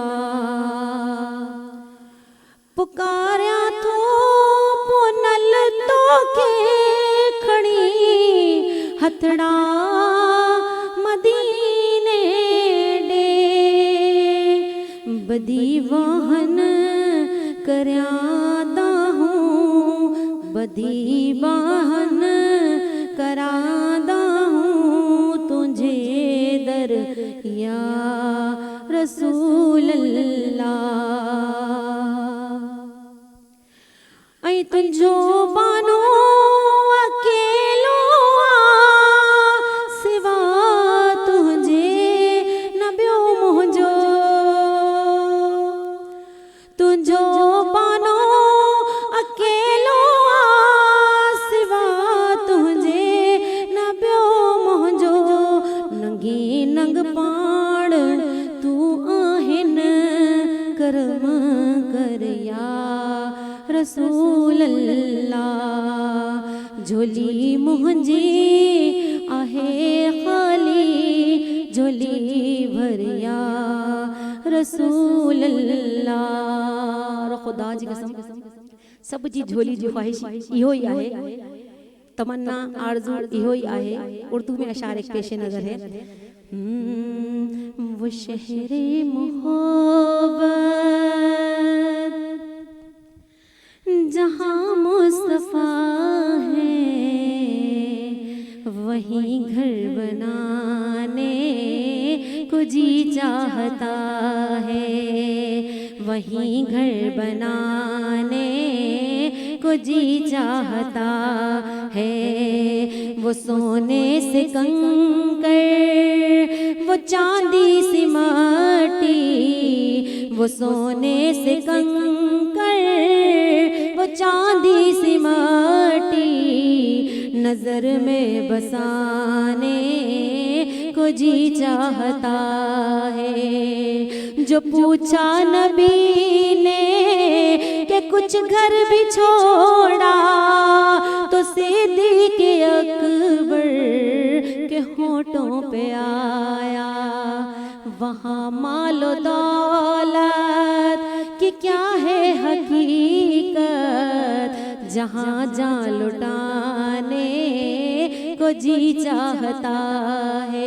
और खुदा की कसम, जिसे भाई बयान फरमा रहे थे कि हुजूर की उम्मती, तो हुजूर की उम्मती नहीं बल्कि हमारी हदीस में, हमारे जिक्र में, हमारे कुरान पाक में सिर्फ इंसान ही नहीं और क्या क्या चीज हुजूर के बारे में फरमाती है कि सितारों से ये चांद कहता है हर दम, सितारों से ये चांद कहता है हर दम, तुम्हें क्या बताऊं वो टुकड़ों का आलम।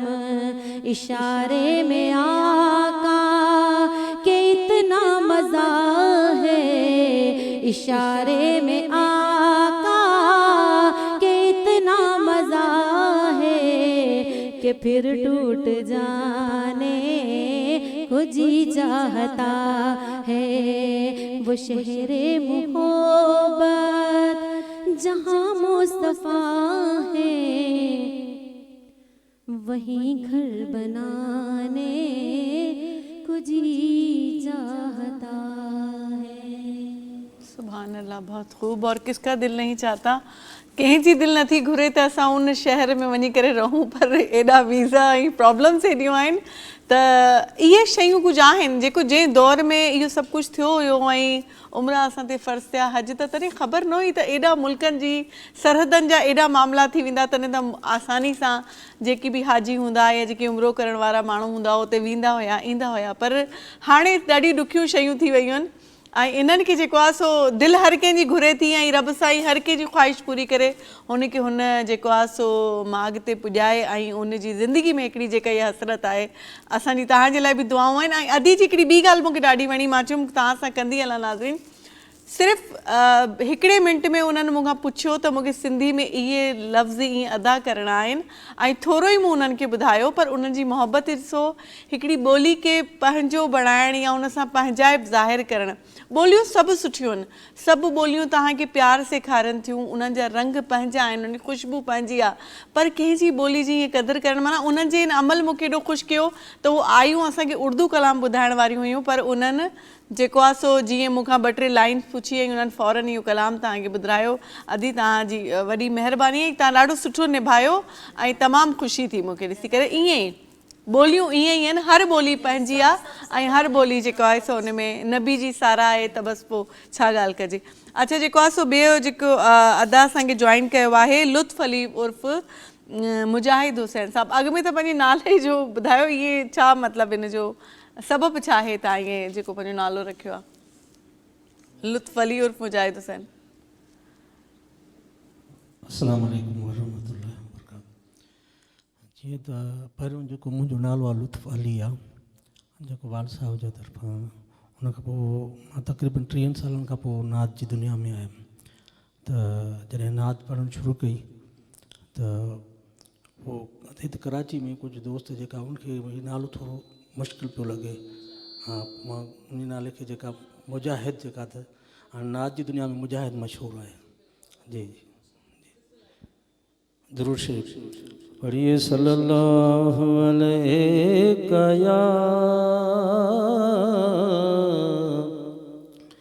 या रसूल अल्लाह वसल्लम अलैका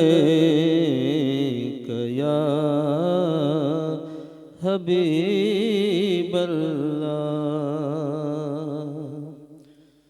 मुंहिंजी पंहिंजी शाइरी आहे रमज़ान शरीफ के हवाले से इनमें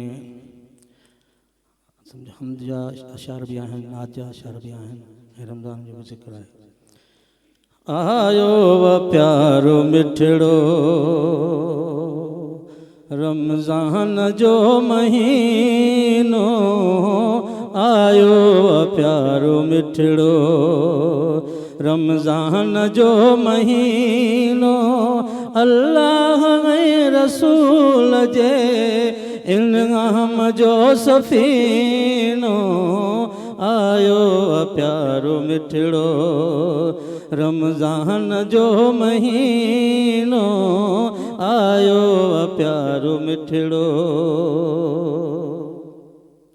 अन मोती अन तकासु अल्लाह हो फरमायो, अन मोती अन तकासु अल्लाह हो फरमायो, विराए थो वंडे थो आकाई हो खजीनो, विराए थो वंडे थो आकाई हो खजीनो, विराए थो वंडे थो आकाई हो खजीनो, अल्लाह रसूल जे इनाम जो सफ़ीनो, आयो प्यारो मिठड़ो। इबादत में चाहत थी मस्जिद में रौनक थी, इबादत में चाहत थी मस्जिद में रौनक थी, प्यार मझा पढ़न प्यार मझा पढ़न प्यारा पया शबीनो, प्यार मझा पढ़न प्यारा पया शबीनो, अल्लाह रसूल जे इनाम जो सफ़ीनो, अल्लाह रसूल जे रहमत ऐं मग़फ़िरत जो जहलो खारगाईअ जो,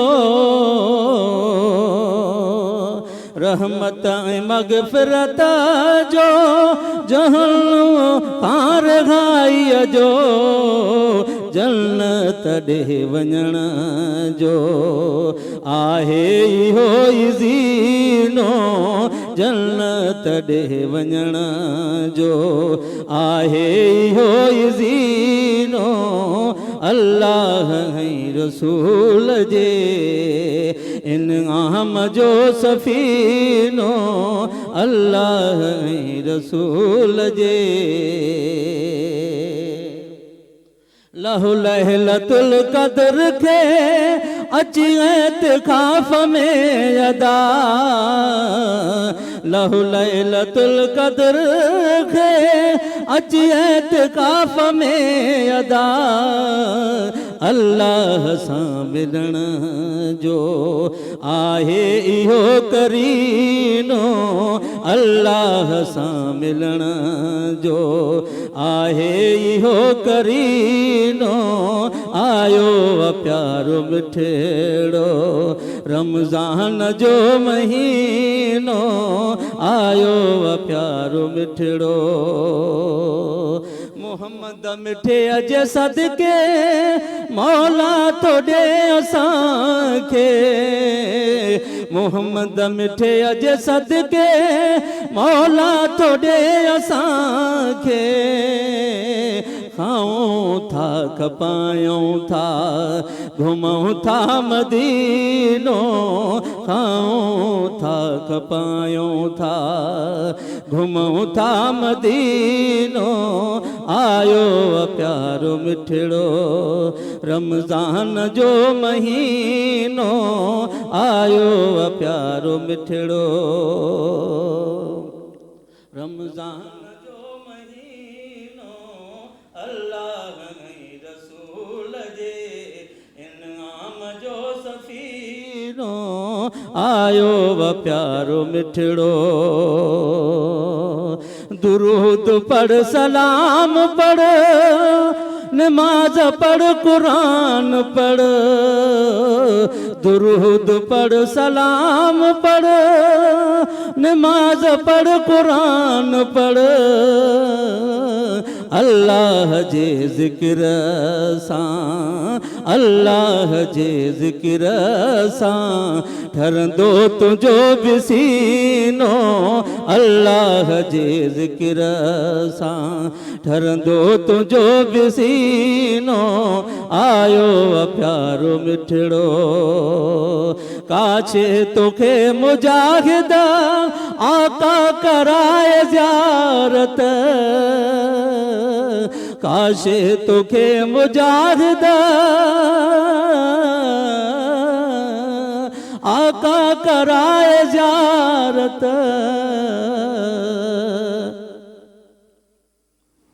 सुभान अल्लाह ॾाढो ज़बरदस्त ऐं जेको आहे सो तव्हांजी पंहिंजी शाइरी हुई ॾाढी कमाल हुई ऐं जंहिंमें ज़िक्र रब जो हुजे हुनजे नबी जो हुजे त बसि पोइ छा आहे नाज़रीन वठूं था नंढी साई खां पोइ वरी तव्हां सां गॾु हूंदासीं बरकत रमज़ान में तव्हां बि असां सां गॾु जुड़िया रहिजो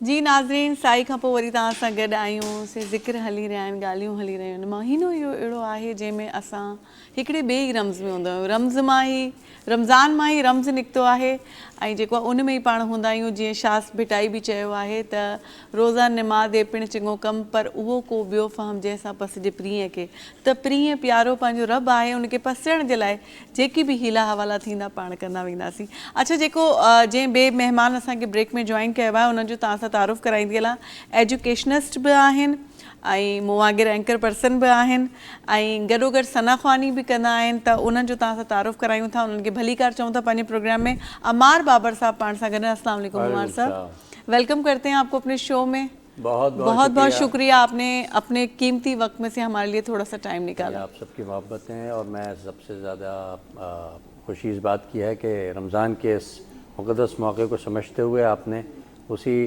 पैराए में इतना खूबसूरत एक मजहबी सेशन जो है वो कायम किया है फ़ज़ा वैसी कायम की है तो पूरी इंतज़ामिया मैं समझता हूँ धरती टीवी के बशमूल आप और दीगर सब मुबारकबाद के लायक हैं बहुत बहुत शुक्रिया लेकिन आपने आके चार चांद लगा दिए आज की ट्रांसमिशन को जी अच्छा बात हो रही थी रमज़ान की भी हो रही है हम लोग का जो नॉर्मल बिहेवियर है मतलब अगर मैं रोज़ा रखती हूँ तो मैं ऐसे क्यों हो जाती हूँ स्पेशली रोड पे जब मैं कोई गाड़ी लेके कोई ट्रैफिक सिग्नल के आसपास तो मैं ऐसे क्यों चतलाती हूँ कि मैंने बहुत बड़ा एहसान अजीम कर दिया पूरी आवाम पे ये क्या रवैया है हम लोगों का देखिए बिस्मिल्लाहिर्रहमानिर्रहीम सबसे पहले तो हम इस बात को अंडरस्टैंड करें कि रोज़ा है क्या सही रोज़े का मकसद ही सब्र है बर्दाश्त है सही रोज़े का मकसद ही टॉलरेंस है कि हम जो आम दिनों में जिन चीज़ों की हम पर ममानियत नहीं होती जो चीज़ें हम पर प्रोहिबिटेड नहीं हैं वो रमज़ान में हम अपने लिए उनको ममनू कर लेते हैं हम उनसे परहेज़ करते हैं तो परहेज़ सिर्फ खाने पीने का तो नहीं है परहेज़ सिर्फ आपका नज़र का तो नहीं है सही परहेज़ आपका फिर हर उस चीज़ का है जिस पर इंसान को थोड़ी सी तकलीफ़ बर्दाश्त करनी सही थोड़ा अपनी ज़ात पर थोड़ा सा जबर करना पड़े अब उसमें माफ़ करना भी शामिल है उसमें किसी ने आपको कुछ बुरा भला कह दिया तो आप बदला ना लें सही ये भी शामिल है ज़रूरी नहीं है कि आप कितने ताकतवर हैं कितने आप मजबूत हैं कितनी आपकी पावर है आप बदला लेने की ताकत भी रखते हैं लेकिन रमज़ान का रोज़ा तो असल में हमें सिखाता यही है कि किसी ने आपको बुरा भला कह दिया किसी ने आप पर हमला कर दिया आप उससे बदला ना लें हमें तो रमज़ान सिखाता ही है اور خاص طور پہ جب ہم گھر سے باہر ہوتے ہیں، ٹریفک کے ازدحام میں ہوتے ہیں، تو ٹریفک کے ازدحام میں بعض اوقات ایسے معاملات آ جاتے ہیں کہ انسان بہت زیادہ گرفتہ ہو جاتا ہے. صحیح. کچھ اس کے اوپر کچھ ایسے معاملات طاری ہو جاتے ہیں جو اس کے برداشت کے قابل نہیں ہوتے.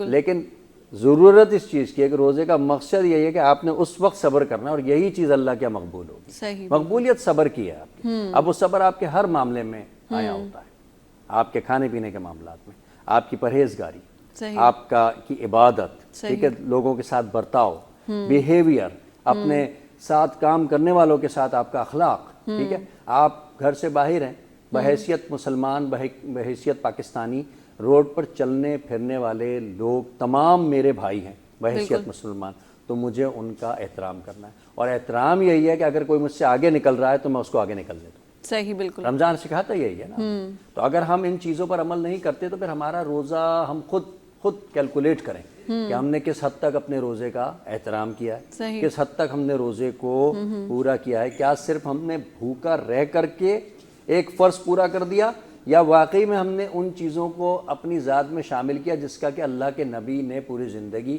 جن پر عمل کیا. صحیح. یا ہم نے صرف فاقہ کر لیا سمجھے، باقی تو ہم کسی چیز پہ عمل نہیں. بالکل. یہی جو بات کر رہے ہیں آپ، روڈ پہ جو دوسرا شخص ہے وہ آپ کا بھائی ہے، بالکل ایسا ہی ہے. جلدی آپ کو بھی اپنے گھر جانے کی ہے، جلدی اس کو بھی اپنے، اور اسی جلدی کے چکر میں دونوں ہی گھر نہیں پہنچ پاتے. بالکل ایسا ہی ہے. اسی طریقے سے ہوتا ہے. عدم برداشت نے آج ہمیں کہاں لا کر کے کھڑا کر دیا. بے شک. ٹھیک ہے. عدم برداشت نے ہمیں ایک ایسے راستے پر، ایک ایسے موڑ پر لا کے کھڑا کر دیا کہ آگے اندھیرا ہی اندھیرا ہے. صحیح. اگر ہم اپنی ذات میں برداشت پیدا کر لیں، اگر ہم لوگوں کو معاف کرنا سیکھ لیں، اگر ہم لوگوں کی چھوٹی چھوٹی غلطیوں کے اوپر اب پردہ پوشی کرنا شروع کر دیں، میں سمجھتا ہوں ہماری زندگی آسان ہو جائے گی، مختلف بیماریوں سے ہمیں نجات مل جائے. صحیح. بالکل. ٹھیک ہے نا. یہ ضروری ہے کہ انسان رمضان کے مغز کو سمجھے. رمضان کا مغز صرف کھانا پینا ترک کر دینا نہیں ہے. رمضان کا مغز یہ ہے کہ ہر اس کام سے اجتناب کرنا، ہر اس چیز پر اپنے آپ پر تھوڑا سا جبر کرنا، اپنے آپ کو تبدیل کرنا جس سے انسان کی ذات میں کوئی تکلیف رونما ہوتی ہے. ٹھیک ہے. تھوڑا سا تبدیلی رونما ہوتی ہے. اچھا، اس کا ونڈرفل، اس کے بڑے جو نا آؤٹ کلاس ایفیکٹس بھی ہیں. جب چند دن ہم صبر کا معاملہ کرتے ہیں، صحیح، اپنے اوپر ہم اس کو جبر کے طور پہ سمجھ لیں یا ایک شوق کے طور پہ سمجھ لیں. بچے تو شوق میں روزہ رکھتے ہیں. صحیح. بالکل. اب بڑے یہ سمجھ کر کے روزہ رکھتے ہیں ہمارا فرض ہے، جی، ہمیں اس کا حساب دینا اجر پڑے ملے گا. جی، ٹھیک ہے نا. تو اس کے ساتھ اپنی ذات میں یہ چیز بھی پیدا کریں کہ آپ نے رواداری کو بھی قائم رکھنا ہے. صحیح. آپ نے لوگوں کے ساتھ حسن سلوک کرنا ہے. آپ نے لوگوں کی غلطیوں کو معاف کرنا ہے، کیونکہ انسان خطا کا پتلا ہے، خطا کرے گا. ٹھیک ہے. اس کی غلطیوں کو معاف کرنا ہے، اور غلطیوں کو معاف کرنے سے اللہ تعالیٰ آپ کی غلطیوں کو معاف کرے. بے شک. واقعی میں یہی بات ہے کہ آپ جب کسی کی غلطی، ہم اللہ سے تو امید رکھتے ہیں کہ جیسے ہی ہم سجدے میں گریں تو بالکل ہمارا جو ہے نا جو پیپر ہے وہ بلینک ہو جائے، اور ہم خود جو ہے نا ان معاملات میں بہت زیادہ وہ ہوتے ہیں. اچھا ناظرین، تاکہ ॿुधाईंदी हलां त असां जेकी महिमान गॾु आहिनि इन्हनि जी इफ़्तार जे लाइ जेको आहे सो पाण खे पोली जूस वारनि ऐं माज़ा जूस वारनि ऐं होप वाटर वारनि जेको आहे सो रोज़ो इफ़्तार कराइण जे लाइ कुझु मोकिलियो आहे. जूस ऐं पाणी वग़ैरह उहो असां महिमाननि जे अॻियां रखंदासीं.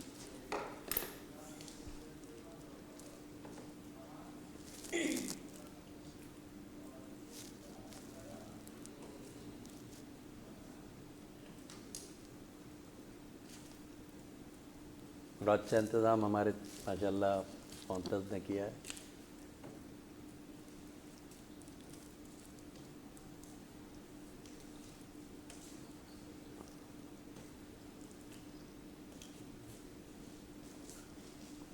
जी नाज़रीन, इहो जेको आहे सो वरी ॿीहर ॿुधाईंदी हलां. पॉली जूस वारनि, माज़ा जूस वारनि ऐं होप वाटर वारनि असांखे असांजो गलो तर करण जे लाइ, त जीअं असां इफ़्तार करे सघूं त असां लाइ मोकिलियो आहे. ऐं हाणे ॻाल्हि ॿोल जेको आहे सो कंटिन्यू कंदासीं अमार साहब खां. रमज़ान का जो तक़द्दुस, जो एक चीज़ एक कोट करना चाह रही हूँ यहाँ पे कि हम लोग रमज़ान को भी बहुत कमर्शियल कर दिया.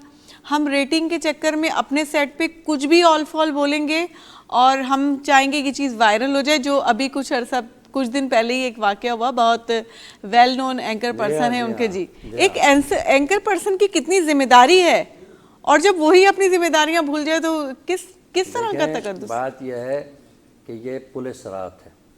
ठीक है. रमज़ान का एक ऐसा महीना जिसे नबी करीम सल्लल्लाहु अलैहि वसल्लम शाबान से सेलिब्रेट करना शुरू कर देते. बेशक. اور تاکید کرنا شروع کر دیتے تھے. ایک ایسا مہینہ جس میں اللہ تعالیٰ اپنی رحمتیں نچھاور کر رہے ہوتے ہیں, ٹھیک ہے, اور اس ایسے زبردست جلیل القدر مہینے میں کوئی ایسی غلطی کرنا, اس کے تقدس کو پامال کرنا, چاہے وہ چینل کے سیٹس پر ہو, چاہے وہ کسی ہال میں ترتیب شدہ پروگرام کے دوران ہو, کوئی بھی معاملہ اسلامی تہذیب سے باہر نہیں ہونا چاہیے. یہی رمضان کا تقدس ہے. اور اگر رمضان کے تقدس کو ہم قائم نہ رکھ سکے تو ہمارے ایسے روزے رکھنے کا, وہی آپ کی والی بات کہ فاقہ کرنے کے برابر ہے. اللہ تعالیٰ کو ایسے روزے کی ضرورت نہیں ہے. اللہ پاک فرما دیا کہ تمہارا بھوکا رہنا, تمہارا پیاسا رہنا میرے لیے کوئی وقت نہیں رکھتا اگر تم نے احکامات نبوی پر عمل نہیں کیا اور رمضان کے تقدس کو پامال کرنے کی کوشش کی. اور خاص طور پہ چینلز کی تو بہت بڑی میں سمجھتا ہوں ذمہ داری ہے. چلیں عام دن ہوتے ہیں, عام دن میں آپ کے ٹاک شوز ہوتے ہیں, ورائٹی شوز ہوتے ہیں, وہ ایک اس وقت کی نیڈ اینڈ ریکوائرمنٹ ہے. لیکن ابھی کون سا مہینہ چل رہا ہے؟ رمضان کا مہینہ چل رہا ہے. ایک ایسا مہینہ چل رہا ہے جو ایک ایسا شخص شیطان کو قید کر دیا جاتا ہے, ٹھیک ہے. تو ہمیں کیا سبق دیا جا رہا ہے؟ ہمیں سبق یہ دیا جا رہا ہے کہ شیطان تو قید ہو گیا ہے, اب ہمیں بھی ضرورت ہے کہ ہم اپنے ان تمام اعمال کو کم سے کم اس مہینے میں قید کر دیں, بند کر دیں, جو عام دنوں میں ہم کچھ سرزنش کر جاتے ہیں, کچھ حد سے ہم گزر جاتے ہیں. کیونکہ اللہ تعالیٰ مقلب القلوب ہے اور وہ معاف کرنے والی ذات ہے. کیا معلوم کہ ہمارے اس مہینے کی اچھائی نیکی ہماری آخرت میں ہمارے لیے ثمر راہ بن جائے. بات یہ ہے ساری. بے شک, تو ہم اس میں کوئی کوتاہی نہیں کر سکتے. اور میں سمجھتا ہوں کہ اگر کہیں کوتاہی ہو رہی ہے تو بینگ اے مسلم ہماری یہ ذمہ داری ہے کہ ہم اس معاملے کو ترک کر دیں, ہم اس سے اجتناب کرتے ہوئے پیچھے ہو جائیں. کیونکہ ہمارا معاملہ اپنے رب سے ہے, دنیا داری سے نہیں ہے. دنیا داری ہم 9 مہینے 10 مہینے 11 مہینے کرتے ہیں, ایک مہینے ہم نے صرف رب کے لیے اپنا مختص کرنا ہے, اپنے آپ کو وقف کرنا ہے, ان چیزوں سے اجتناب کرنا ہے جس سے اللہ ناراض ہوگا. اب اتنا خوبصورت یہ سیٹ ہے, یہاں پہ دین کی بات ہو رہی ہے, دنیا کی بات نہیں ہو رہی, دین کی بات ہو رہی ہے, ایک عبادت ہو رہی ہے. اور اس میں کوئی ایسی اختراع, کوئی اپنے کمرشلائزیشن کے لیے کوئی کام کرے, کوئی اپنی ریٹنگ کے لیے کام کرے, کیا اللہ تعالیٰ کو قبول ہوگا؟ بالکل نہیں ہوگا. اللہ تعالیٰ ایسے سیٹ کو, ایسی ذمہ داری کو, ایسی اچھے چہروں کو اللہ پاک پھر کس نظر سے نظر عنایت. بالکل, اور بے شک نیت تو وہ رب پاک ہی جانتا ہے کہ ہماری کیا نیت ہے, نیتوں سے وہ واقف ہے. ایک تو آپ بہت اچھی ثقیل اردو بول رہے ہیں, مجھے آپ کے ساتھ بات کرنے کے لیے ڈکشنری لے کے بیٹھنا پڑے گا, لیکن میں سمجھ پا رہی ہوں اور بہت سے لفظ میں نے آج آپ سے سیکھے ہیں. ناظرین, हिकिड़ी नात ॿुधूं था जेको आहे सो निदा सां गॾु आहिनि उन्हनि खां, ऐं जेको आहे सो